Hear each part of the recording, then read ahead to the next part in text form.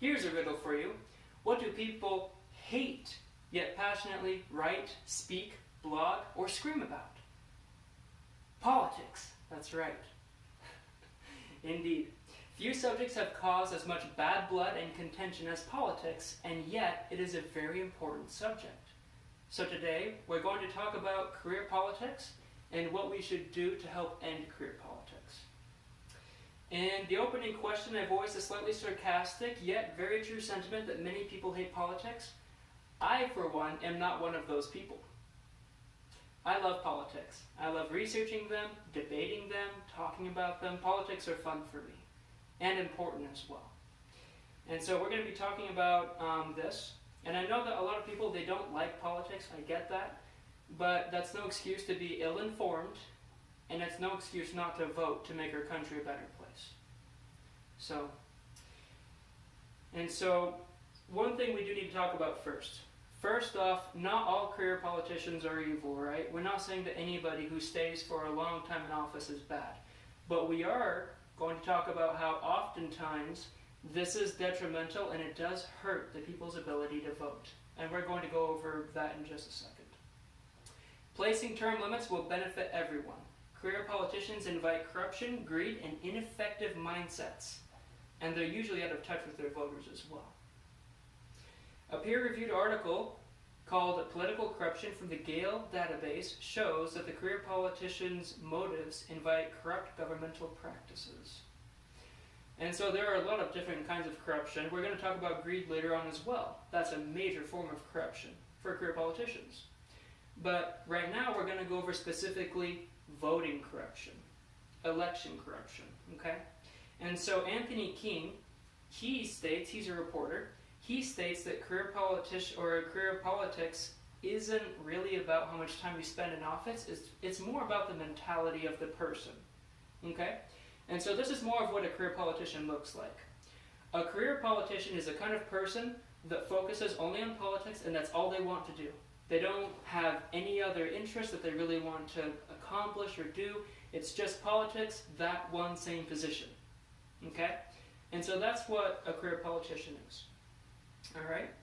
And so the issue with this mindset is that it makes politicians more willing to use underhand techniques that non-career politicians would not use. For example, a non-career politician, they're there to get something done and get out. They're not there to sit there for 40 years and eat up taxpayers' dollars. Okay? And so the career politician, they don't have a next best alternative that they like. And so their purpose is, I'm going to sit here as long as I possibly can, and I'm going to do anything I can to do that. And so we're not saying that non-career politicians never have election biases and corruption, but a career politician does invite more. Okay? And so, in addition to inviting more corruption, career politicians also encourage more greed.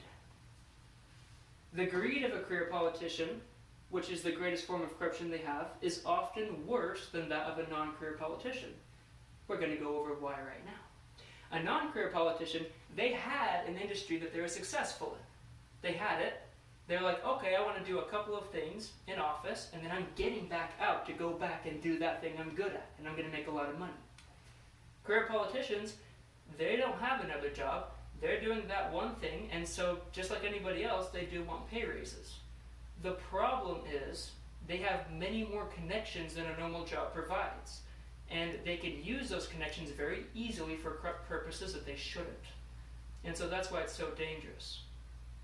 A good example, actually, of a non-career politician is Donald Trump. Love him or hate him, he's a great example. He's not there for the money. He donates his paycheck every term. And so, essentially, we want more people like that in office because he's not trying to give himself pay raises and he's not trying to do corrupt deals with other people to make more money because he already has been making money and he's going to make a lot more.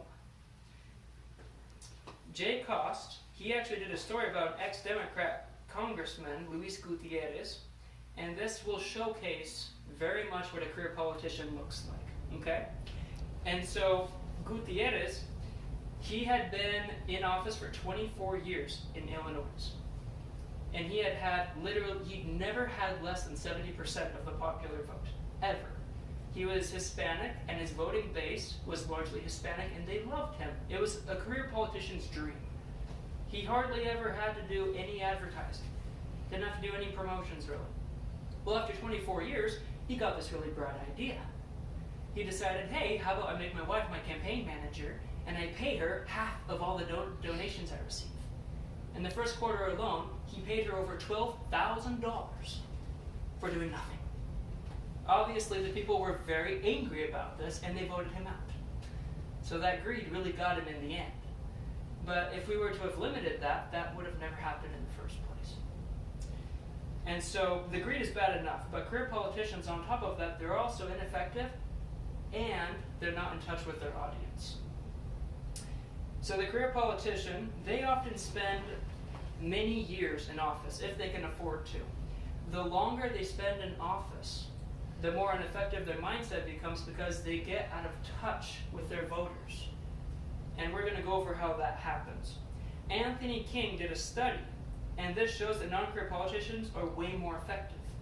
And the reason why is because they have a set time limit. They know, I have 2, 4, 6, I have 8 years to get this done. And if I don't get it done, it's over. I don't get any extra time. And so this makes them very effective.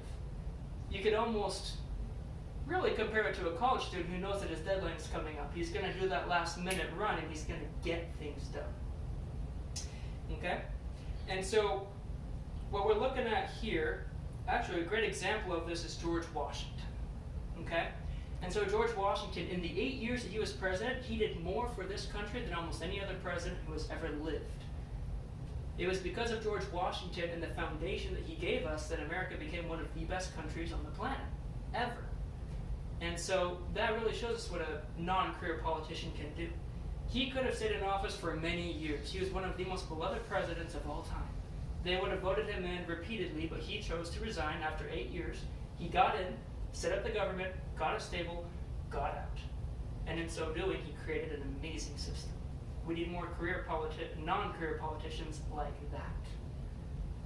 And so Jeff Thomas, he wrote a report about an ex-prime minister from the UK named David Cameron. And we're going to use Cameron kind of as the bad example, right? Very much a career politician in office for 30 plus years, and eventually he got out of touch with his voting base. And this is kind of sad, but essentially they had a falling out in with the European Union deal. The people were mad because the UK was getting cheated horribly in trade deals. And so he's like, okay, I'll go talk to the EU. He went and talked to them and came back and said, great news, guys. How about for the next 7 years, we're only a little cheated, and then we go back to how we were before. What a great compromise. The people were not pleased, obviously.